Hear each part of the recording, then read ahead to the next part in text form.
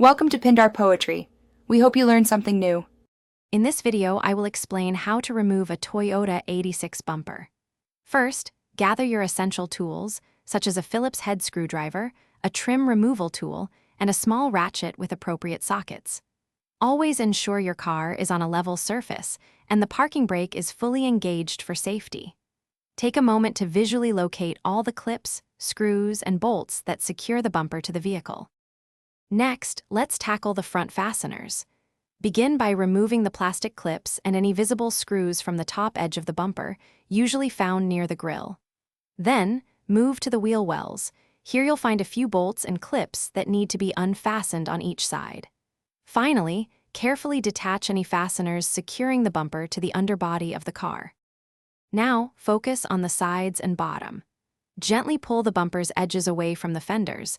This will release the hidden clips holding it in place.